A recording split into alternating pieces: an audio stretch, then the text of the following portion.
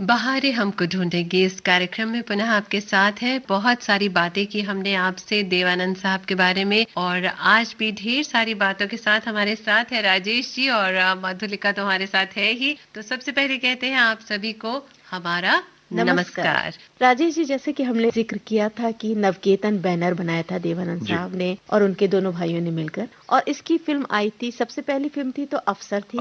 उसके बाद आई थी एक बाजी 1951 में, 1951 में आई थी बाजी फिल्म, जिससे लॉन्च किया था उन्होंने गुरुदत्त को एज अ डायरेक्टर। जी, बाजी के बारे में एक खास बात और है। जब अफसर नहीं चली तो चेतन आनंद थोड़ा सा अवसाद में थे। उनका मन नहीं हो रहा था कि अब मैं कोई अगली फिल्म डायरेक्ट करूं, तो उन्होंने बाजी के निर्माण से अपने आप को अलग कर लिया। और जब उन्होंने निर्देशन से अलग कर लिया तो गुरुदत्त को फिर यह अवसर मिला। और जो बाद में देवानंद की जिंदगी में आई कल्पना कार्तिक जी, इस फिल्म वो भी इस फिल्म में एज अ हीरोइन उनके साथ थी। लेकिन नवकेतन की एक बात और भी है, अगर आप देखेंगी बहुत सारी फिल्मों में उन दिनों ये एक फैशन था नवकेतन का कि एक नायक दो नायिका। आप उनकी ज्यादातर फिल्में देखिए तो एक नायक के साथ दो नायिका उसमें पाएंगे आप। तो वो जो त्रिकोण बनता था वो अक्सर पर्दे पर देखने वालों को बड़ा लुभाता था जी। क्योंकि कहीं ना कहीं उसमें रहस्य आ जाता था।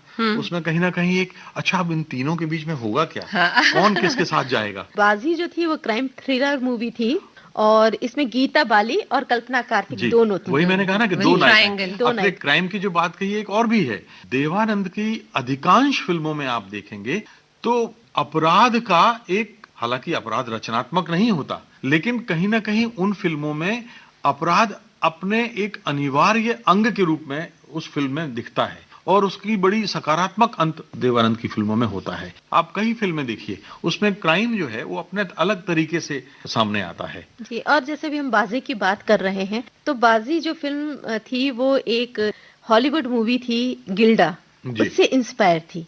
तो क्यों ना हम लोगों ने इतनी सारी बात बाजी की है, तो गीत भी तो बाजी का गीत तो बनता है जी। फिल्म बाजी का ये गीत यहाँ सुन लेते हैं।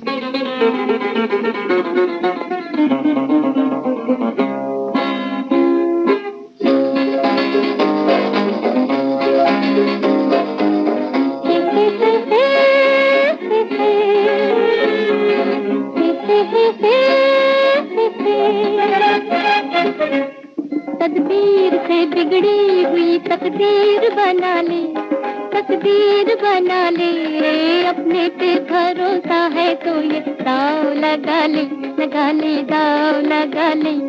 तकदीर से बिगड़ी हुई तकदीर बना ले, तकदीर बना ले, अपने पे भरोसा है तो ये दाव लगा ले, लगा ले, दाव लगा ले।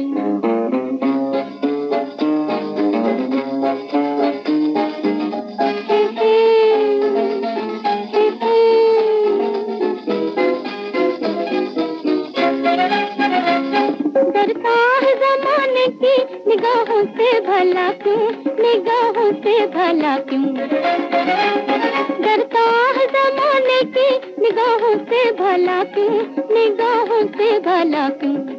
इंसाफ तेरे साथ है, इल्जाम उठा ले, इल्जाम उठा ले, अपने पे भरोसा है तो ये दाव लगा ले, लगा ले, दाव लगा ले।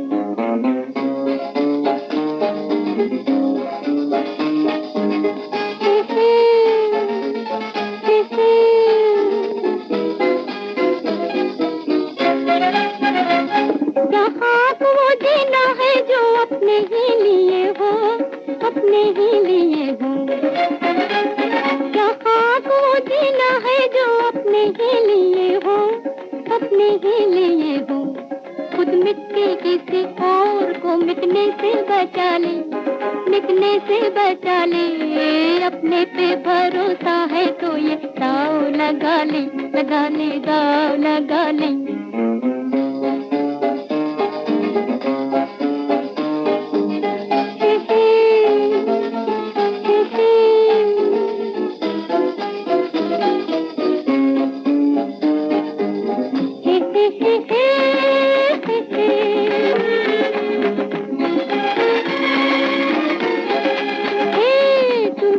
हुए हुए पतवार है कश्ती के तो हम क्या,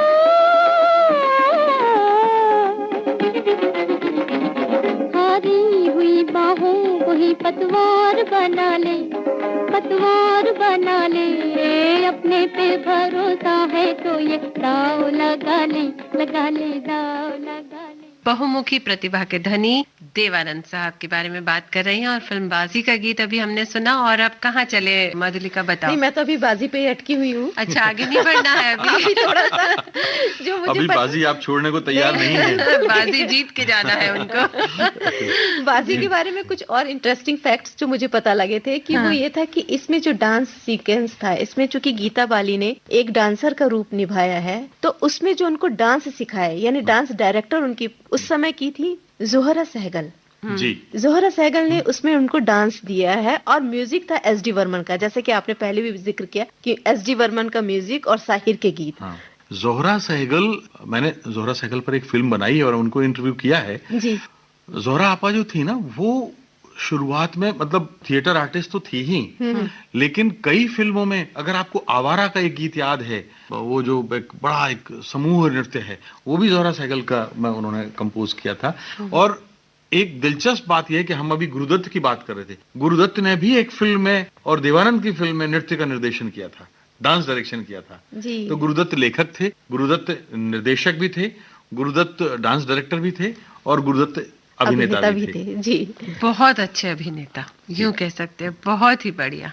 कागज के फूल, क्या बात है, हम कहां से कहां चले जाएंगे।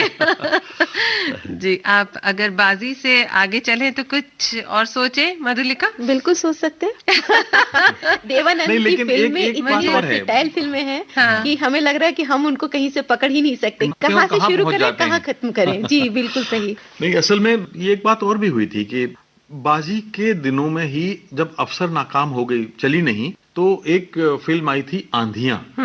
जी।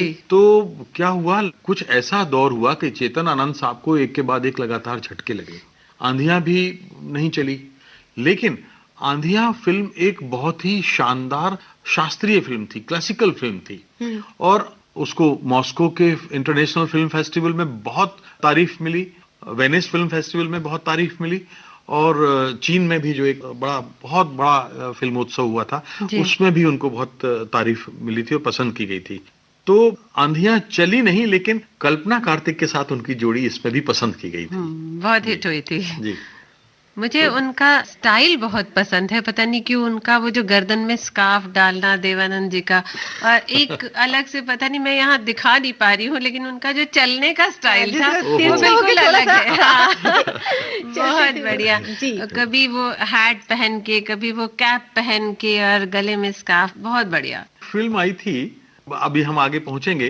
आपने जब स्टाइल की बात की है, तो आपने देखा होगा कि उनका जो टाई बटन है हमेशा बंद रहता था। जी जी जी। शायद ही किसी ने देवानंद को देखा हो। एक फिल्म आई थी प्रेम पुजारी। हाँ जी, हाँ अभी जी। हम आगे शायद बात करेंगे, बिल्कुल। लेकिन जो मैं बात टाई बटन की कर रहा हूं कि देवानंद इस फिल्म में जो 2 गाने हैं उसमें तो उनका टाई बटन बंद रहता है, तीसरा जो गाना है उसमें वो टाई बटन खुल जाता है और वो फौजी की ड्रेस में है। तो मुझे याद है कि उन दोनों ये बात, अरे देवानंद का टाई बटन खुला हुआ है इस फिल्म में। अरे नहीं, ऐसा कैसे हो सकता है? अच्छा, वो चर्चा हम लोग का आपस में विषय बात था। करते थे, जी, जी, चर्चा का विषय बना, ऐसा नहीं हो सकता बॉस, चलो हम एक शर्त तो ये करते थे। और केवल ये कि हाँ, इस गाने में देवानंद का टाई बटन खुला हुआ है, वो देखने के लिए हम कॉलेज के कई बहुत सारे दोस्तों के साथ गए थे। तो कितना आप देखिए कि देवानंद के ऊपर नौजवानों की बारीक से बारीक नजर रहती थी। बिल्कुल। और अभी आपने बात करी प्रेम पुजारी की, तो प्रेम पुजारी जो फिल्म थी बहुत हिट, मतलब वैसे तो हिट फिल्म नहीं हुई थी, लेकिन उसके जो गीत थे, गीत संगीत उसका बहुत हिट था। और इसके गीत नीरज ने लिखे थे और एस डी बर्मन ने संगीत दिया था। दरअसल ये भी एक दिलचस्प संयोग है कि प्रेम पुजारी के साथ में 2-3 फिल्में आई थी जिसमें नीरज ने देवानंद के लिए गीत लिखे। तो प्रेम पुजारी से नीरज और देवानंद की दोस्ती की शुरुआत हुई। अब देवानंद, जब मैंने नीरज पर भी एक फिल्म बनाई है, और जब मैं नीरज से मिल रहा था तो मैंने कहा कि आपने तो देवानंद की एक नई फिल्म में एक और गीत लिखा है। अभी कुछ साल पहले की बात है, उनके निधन से कुछ समय पहले की बात। तो उन्होंने कहा कि देखिए राजेश जी, देवानंद एक ऐसा दोस्तों का दोस्त था जो आप वर्षों मिलें ना मिले, बात हो या ना हो, रिश्तों में कभी कोई गहराई में कमी नहीं आती थी। तो देवानंद के साथ मुझे जो लगाव है, उन्होंने कहा मैं तो 4-5 साल ही फ़िल्मों में रहा हूँ। नीरज के बारे में ये सच में वाक़ई में एक बड़ी अजीब-सी बात है कि उन्होंने करीब-करीब 75 साल तक गीत लिखे, लेकिन 4-5 साल जो उन्होंने फ़िल्म इंडस्ट्री में रह के फ़िल्मों के लिए जो गीत लिखे, उससे वो लोकप्रिय हैं, लेकिन कोई नहीं जानता कि 70 साल, 75 साल तक उन्होंने क्या लिखा। तो ये उनको कसक रही और वो देवानंद से ये कसक अपनी शेयर करते थे। तो आखिरी गीत जो नीरज ने लिखा है वो देवानंद की फ़िल्म के लिए लिखा है। मैं इस वक़्त बोल मुझे नहीं याद आ रहे हैं, लेकिन वो बड़ा ज़बरदस्त गीत। कोई बात नहीं, प्रेम पुजारी का गीत सुन लेते हैं। जी। शोखियों में घुला जाए फूलों का शबाब। होगा यूं नशा जो तैयार, होगा यूं नशा जो तैयार, वो प्यार है शोखियों में घोला जाए फूलों का शबाब, उसमें फिर मिलाई जाए थोड़ी सी शराब। होगा यूं नशा जो तैयार, वो प्यार है शोखियों में घोला जाए फूलों का शबाब।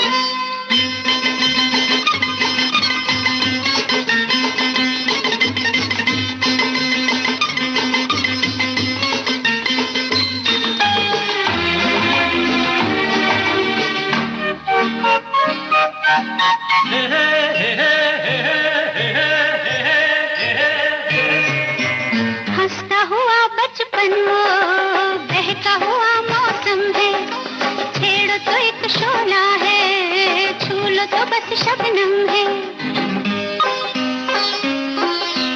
हंसता हुआ बचपन वो बहता हुआ मौसम है, छेड़ो तो एक शोला है, छू लो तो बस शबनम है। गाँव में मेले में राह में अकेले में आता जो याद बार बार, वो प्यार है शोखियों में घोला जाए फूलों का शबाब, उसमें फिर मिलाई जाए थोड़ी सी शराब। अरे होगा यूं नशा जो तैयार, वो प्यार है शोखियों में घोला जाए फूलों का शबाब।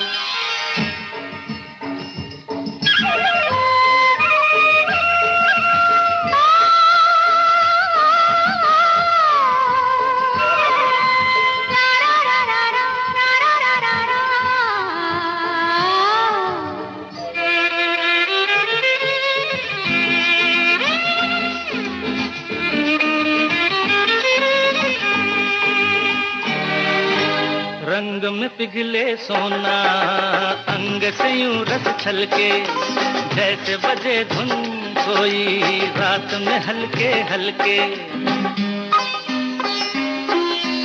रंग में पिघले सोना, अंग से यूं रस छलके, जैसे बजे धुन कोई रात में हल्के हल्के। धूप में छाँव में झूमती हवाओं में हर दम करे जो इंतजार, वो प्यार है शोखियों में घोला जाए फूलों का शबाब, उसमें फिर मिलाई जाए थोड़ी सी शराब। होगा यूं नशा जो तैयार, वो प्यार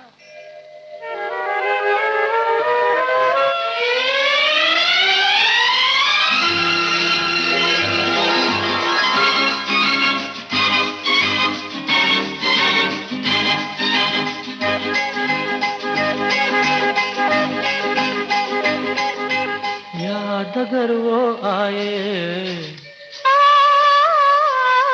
याद अगर वो आए, कैसे कटे तन्हाई, सूने शहर में जैसे बजने लगे शहनाई। याद अगर वो आए, ऐसे कटे तन्हाई, सूने शहर में जैसे बजने लगे शहनाई। आना हो जाना हो जैसा भी जमाना हो, उतरे कभी ना जो कुमार, वो प्यार है शोखियों में घोला जाए फूलों का शबाब, उसमें फिर मिलाई जाए थोड़ी सी शराब, होगा यूं नशा जो तैयार, वो प्यार है शोखियों में घोला जाए फूलों का शराब।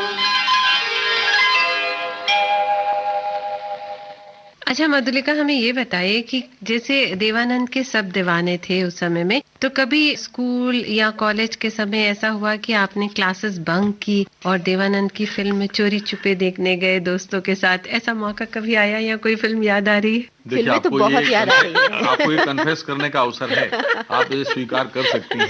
ये फिल्में तो बहुत सारी याद आ रही है, लेकिन कई बार ऐसे मौके भी आए कि हम ऐसे गए भी हैं फिल्में, लेकिन इस समय उन सारी फिल्मों को बता पाना मुश्किल है क्योंकि बहुत सारी फिल्में थी। अब मैं किसी एक का जिक्र कैसे कर सकती? मतलब एक क्लास बंक की हो आपने तो बताया, हाँ, कहाँ तक बताया? नहीं, लेकिन मैं तो कह सकता हूँ कि मैं जो कि विज्ञान का छात्र था जी। और बीएससी में पढ़ता था, उस वक्त जब देवानंद की कोई फिल्म आती थी तो सबसे पहले प्रैक्टिकल का टाइम छोड़ता था। उन दिनों सिनेमाघरों में मैटनी शो होता था, तो 3 से 6 आमतौर पर, और प्रैक्टिकल का टाइम भी वही होता था। अक्सर हम वो लोग क्लास बंक। मतलब ये होता था मधुलिका कि फर्स्ट डे फर्स्ट शो देखनी है, ऐसा भी लोग सोचते थे कि जैसे फिल्म लगी तो ये हमें पहले ही देखनी है, चाहे क्लास छूट जाए, लेकिन जाना है और देखना है। अच्छा राजेश जी, आपने उनको इंटरव्यू भी किया है, तो मैं चाह रही थी कि उसके बारे में कुछ हमें बताएं, आपकी जब उनसे बातचीत हुई। मैंने उनको सबसे पहला सवाल तो जाहिर सी बात है कि उस वक्त 75 साल के थे और देखने में कोई नहीं कह सकता था कि वो 55-60 से ऊपर के हैं।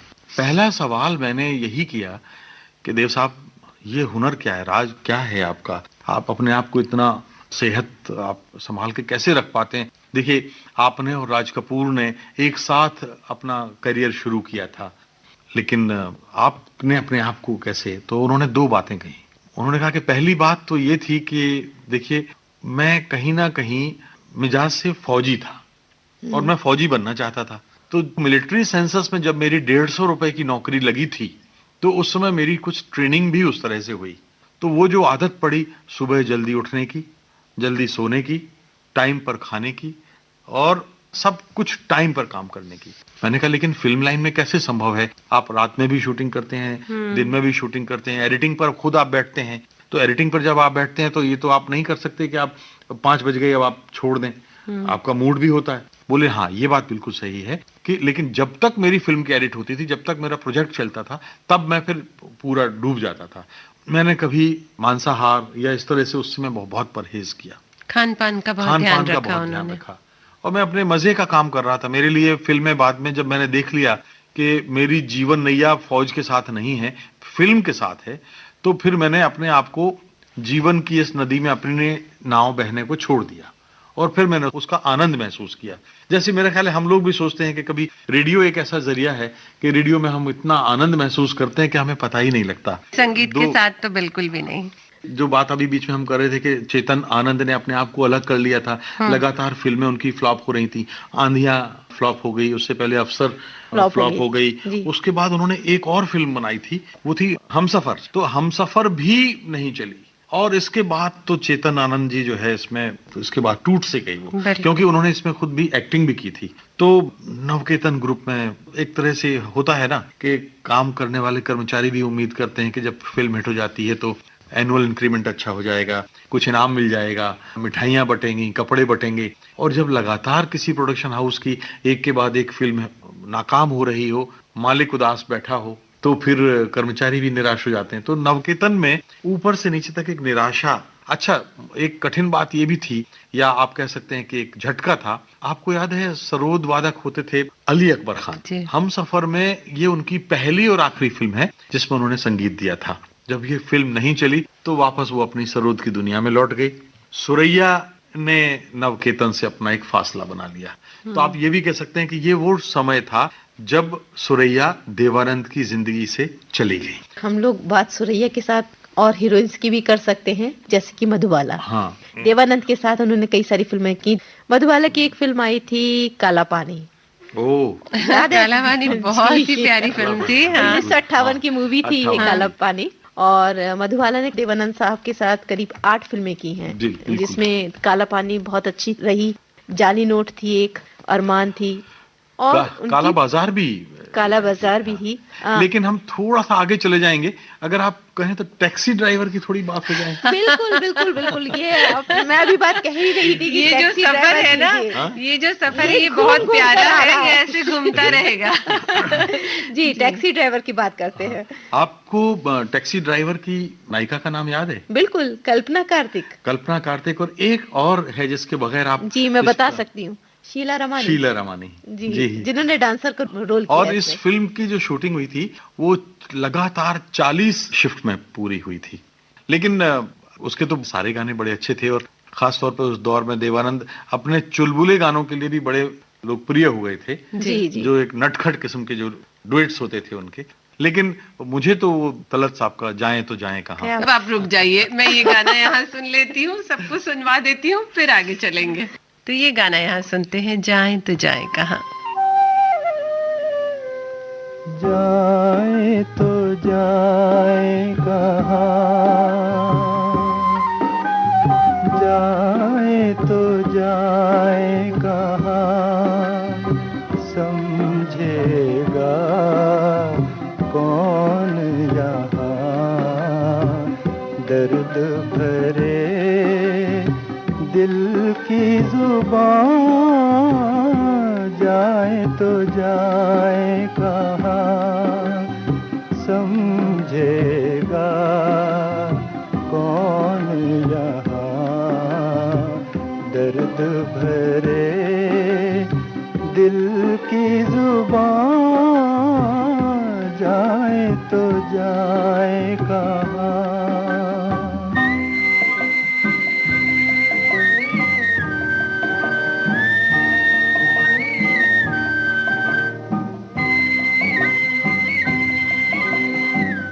मायूसियों का मजमा है जी में, क्या रह गया है इस जिंदगी में, मायूसियों का,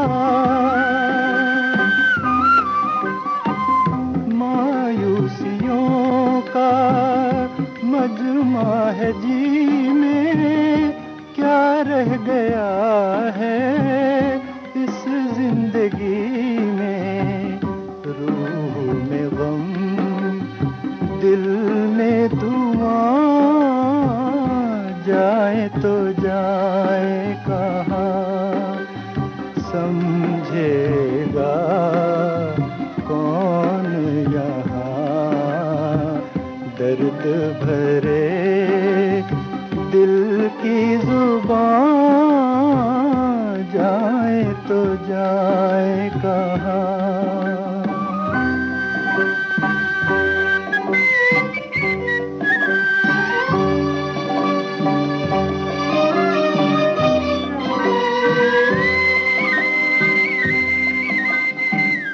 उनका भी गम है, अपना भी गम है, अब दिल के बचने की उम्मीद कम है, उनका भी गम है,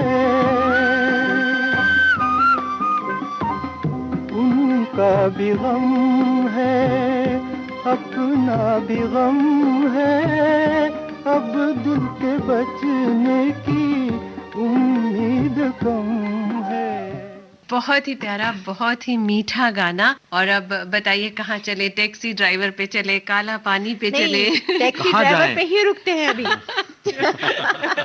टैक्सी धीरे धीरे चलेगी। टैक्सी ड्राइवर वो फिल्म थी जिसमें इनकी जिंदगी ने एक नया टर्न लिया। जी बिल्कुल। शायद आप सबको मालूम होगा कि इसी फिल्म के दौरान लंच ब्रेक में उन्होंने कल्पना कार्तिक से विवाह का प्रपोजल रखा और विवाह किया। तो मतलब एक नई जिंदगी की शुरुआत भी हम कह सकते हैं कि टैक्सी ड्राइवर से रही उनकी। चुपचाप इन्होंने विवाह किया था, और रिश्ता भी था कल्पना कार्तिक से, तो घर वाले इसके पक्ष में नहीं थे।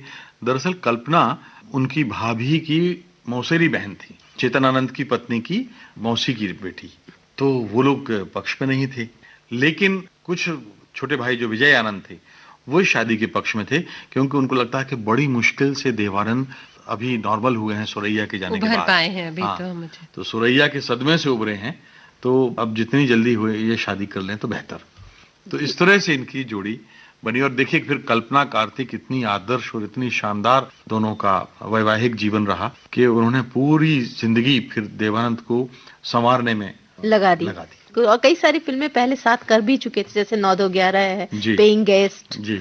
तो लेकिन इस फिल्म के बाद उन्होंने फिल्मों से अलविदा कह दिया और मतलब देवानंद साहब के साथ घर गृहस्थी बसाई। वो एक अलग दुनिया शुरू हो गई ना, तो यहाँ से अलविदा कहना जरूरी है। कभी कभी ऐसा होता है कि जब आप थोड़ा सा अलग हटते हैं काम काज से तो घर को बेहतर देख सकते हैं, ऐसा कहते हैं। तो अभी हम लोग बात कर रहे थे कि मधुबाला के साथ उनकी फिल्म काला पानी की, और जैसे अभी आपने जिक्र भी किया कि उनके कई सारे चुलबुले गीत हैं। हालांकि चुलबुला गीत जो है वो मधुबाला पे फिल्माया गया है, लेकिन मुझे बहुत पसंद है, अच्छा जी मैं हरी। हाँ, और इस पर्दे पर आपको याद होगा जब वो गाती हैं तो देवानंद जैसे एक्सप्रेशन दे रहे हैं वो सिर्फ और सिर्फ देवानंद दे सकते थे जी। और कोई, मुझे नहीं लगता कि कोई और अभिनेता होता तो उस तरह के एक्सप्रेशन देता। ये गाना यहाँ सुन लेते हैं और शायद इसी में उन्हें बेहतरीन कलाकार का पुरस्कार भी मिला था। 2 बार उनको फिल्म फेयर अवार्ड मिला था।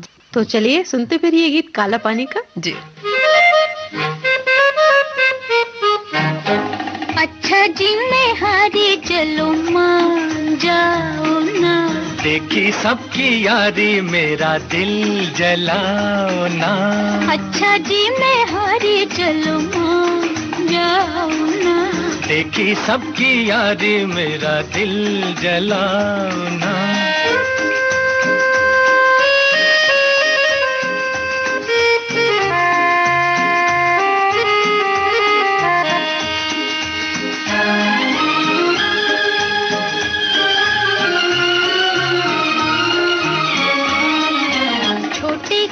कसूर पे ऐसे वो खफा, रूठे तो हुजूर थे मेरी क्या खता।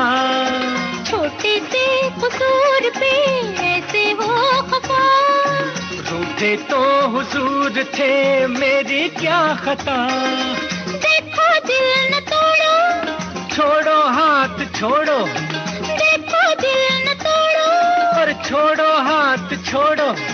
छड़ दिया तो हाथ मलोगे समझे, अज समझे। अच्छा जी मैं हारी चलूं मान जाओ ना, देखी सबकी यारी मेरा दिल जलाओ ना। अच्छा जी मैं हारी चलूं मान जाओ ना, देखी सबकी यारी मेरा दिल जलाओ ना।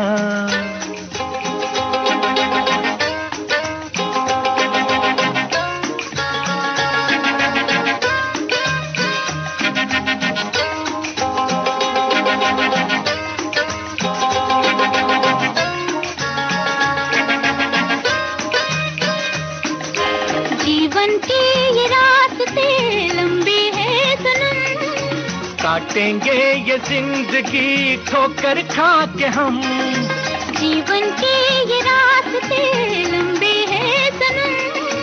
काटेंगे ये जिंदगी ठोकर खा के हम, जालिम साथ ले ले, अच्छे हम अकेले। जालिम साथ ले ले, अच्छे हम अकेले। 4 कदम भी चल न सकोगे समझे, हाँ समझे। अच्छा जी मैं हारी चलूं मान जाओ ना, देखी सबकी यारी मेरा दिल जलाओ ना।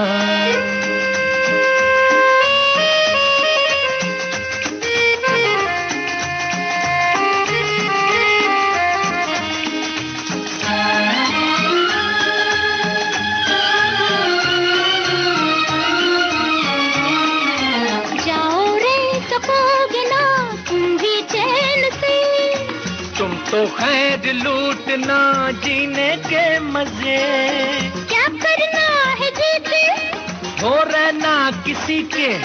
क्या करना है जीते, अरे हो रहना किसी के। हम रहे तो याद करोगे समझे, समझे। अच्छा जी मैं हारी चलूं मान जाओ ना, देखी सबकी यारी मेरा दिल जलाओ ना। अच्छा जी मैं हारी चलूं मान जाओ ना, देखी सबकी यारी मेरा दिल जलाओ ना। बहारें हमको ढूंढेंगी कार्यक्रम में आज बात कर रहे हैं देवानंद साहब की, और बहुत सारी बातें हो गई। अब किस दिशा में चले? मेरा मन था ज्वेल थीफ की तरफ हम मुड़े, लेकिन अगर मधुलिका कहीं पीछे ले जाना चाह रही हो तो बताओ क्योंकि वो वहां से वापस आना नहीं चाह रही है। हालांकि बताया नहीं इन्होंने कि इन्होंने छुपके कौन सी फिल्म देखी थी, क्यों राजेश जी? जी बिल्कुल, बिल्कुल। लेकिन अब काला पानी की हम बात करें तो फिर काला बाजार पे भी आ जाते हैं। हाँ। बिल्कुल। हाँ, तो काला बाजार भी बड़ी खूबसूरत फिल्म थी, बहुत प्यारी फिल्म। हाँ, उसमें जो है ये था कि वहीदा रहमान का गुरुदत्त के साथ अनुबंध था, एग्रीमेंट था, और उस एग्रीमेंट के मुताबिक वो फिल्म कर नहीं सकती थी किसी दूसरे उनके गुरुदत्त के बाहर किसी प्रोडक्शन के साथ। अच्छा। लेकिन चूंकि गुरुदत्त का और देवानंद का रिश्ता बड़ा प्यारा था, देवानंद से गुरुदत्त उपकृत भी थे और दोनों की दोस्ती बड़ी गहरी थी, तो वहीदा रहमान को गुरुदत्त ने इजाजत दी थी कि वो देवानंद के साथ फिल्म में काम करें। काला बाजार जी, उनके साथ उनकी 3 फिल्में आई हैं, जहां तक मुझे मालूम है। एक गाइड थी, काला बाजार और एक बात एक रात की। जी। ये तीनों फिल्में उनकी रही और तीनों फिल्में अच्छी रही, हिट रही फिल्में। हालांकि इसमें भी नवकेतन की वो परंपरा जारी थी कि 2 नायिकाओं वाली, तो दूसरी जो नायिका थी वो नंदा थी। अगर आप हाँ, याद जी हो तो। जी, बिल्कुल बिल्कुल। काला बाजार में शैलेंद्र ने पहली बार गीत लिखे थे, तो कुछ दौर ऐसा आया था, आप अगर एक तरफ याद करें राज कपूर की फिल्मों के, जी। तो राज कपूर के जो पसंदीदा संगीतकार थे वो शंकर जयकिशन थे, उनके जो गीतकार थे वो शैलेंद्र थे। जी। लेकिन कुछ दौर बीच में ऐसे आया था कि जब आपस के कुछ मतभेद होने शुरू हो गए, यानी साहिर साहब का लता जी से कुछ मतभेद हुआ, शैलेंद्र कुछ समय के लिए राज कपूर से खिन्न हुए, इसी तरह से जो लता मंगेशकर का एसडी बर्मन के साथ कुछ मतभेद हुआ। तो जब ये हुआ तो जो एक स्थापित अनुबंध होते हैं परंपरा के हिसाब से वो टूट गए। तो शैलेंद्र ने पहली बार काला बाजार में गीत लिखे थे, और जो इसके बाद जब उनका रिश्ता बना तो फिर एसडी बर्मन उसमें मूल तत्व रहे। एसडी बर्मन के साथ शैलेंद्र, और शैलेंद्र जब नहीं होते थे तो आगे की फिल्मों में हम देखें मजरू सुल्तानपुरी ने उनकी जी जगह जी ली थी। जी।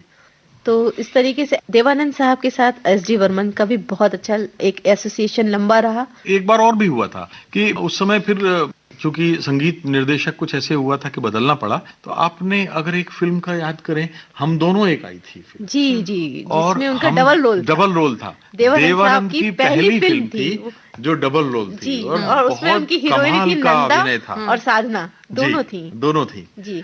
और चूंकि इसमें एक नवकेतन के साथ एक बात तो आप कहेंगे कि नवकेतन ने जितने नए नए लोगों को मौका दिया है आगे उभरने का, हम लोग कई बार अपने जीवन में भी सोचते हैं कि मान लीजिए हम कोई नौकरी कर रहे हैं तो इसी नौकरी से हमें रिटायर हो जाना है, एक प्रमोशन और मिलता है, 2 प्रमोशन मिलते हैं।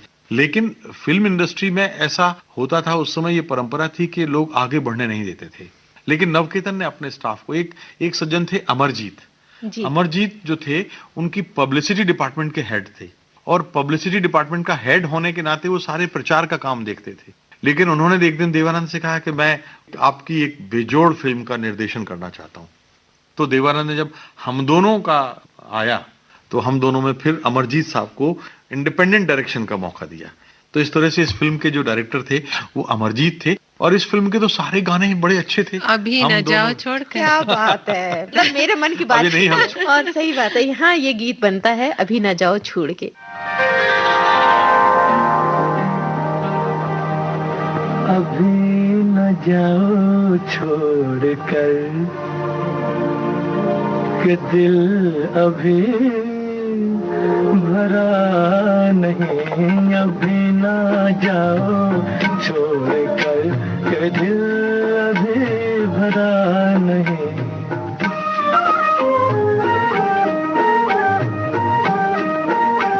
अभी अभी तो आई हो, अभी अभी तो, अभी अभी तो आई हो, बहार बन के छाई हो। हवा जरा महक तोले, नजर जरा बहक तोले, ये शाम ढल तोले जरा, ये शाम ढल तोले जरा, ये दिल संभल तोले जरा।